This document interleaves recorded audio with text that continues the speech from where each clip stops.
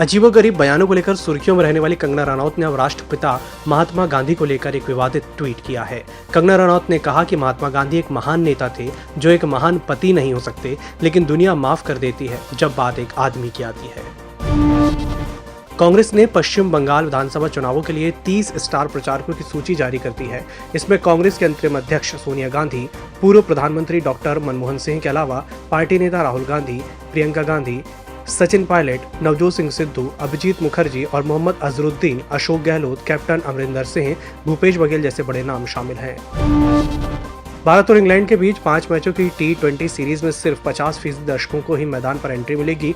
Gujarat cricket association ने शुक्रवार को इसकी घोषणा की। पिछले कुछ दिनों से कोरोना के बढ़ रहे मामलों को देखते हुए ये फैसला लिया गया है। देश के कई राज्यों में कोरोना वायरस संक्रमण फिर से चिंताजनक स्थिति में पहुंच गया है। कोरोना वायरस संक्रमण की नई लहर महाराष्ट्र में पूरी तरह से बेकाबू हो गई है। एक दिन में 14,371 मामले सामने आए हैं। इस बात को ध्यान में रखते हुए प्रदेश सरकार ने कई जिलों में लॉकडाउन और कई जिलों में नाइट कर्फ्यू लगाने का फैसला लिया है। मुकेश अंबानी के घर एंटीलिया के सामने विस्फोटक रखने की जिम्मेदारी लेने वाला मैसेज जिस फोन से किया गया था, उस फोन को तिहाड़ जेल से बरामद किया गया है। तिहाड़ जेल के बैरक नंबर 8 में बंद इंडियन मुजाहिदीन के आतंकी तहसीन अख्तर ने ये फोन बरामद किया है। दिल्ली पुलिस की स्पेशल सेल ने सर्च ऑपरेशन के दौरान इसे बरामद किया। पश्चिम बंगाल की सबसे चर्चित सीट नंदीग्राम से बीजेपी के शुभेंदु अधिकारी ने शुक्रवार दोपहर 12:50 पर पर्चा भर दिया। नामांकन दाखिल करने से पहले ममता पर निशाना साधते हुए उन्होंने टीएमसी को एक प्राइवेट कंपनी बताया। ममता और उनके भतीजे अभिषेक बनर्जी पर जुबानी हमला करते हुए शुभेंदु ने कहा कि टीएमसी में सिर्फ दीदी और भतीजे को बोलने का अधिकार है।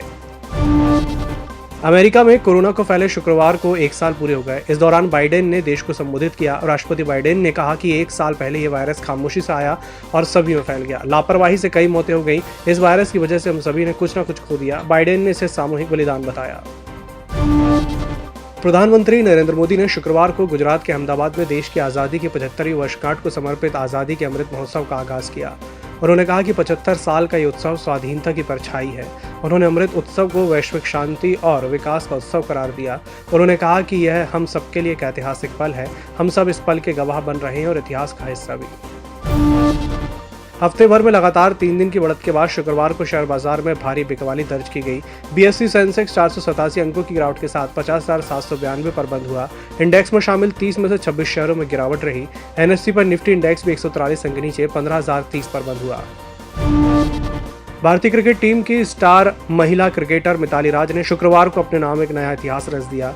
वह इंटरनेशनल क्रिकेट में 10,000 रन बनाने वाली भारत की पहली और दुनिया की दूसरी महिला खिलाड़ी बन गई हैं।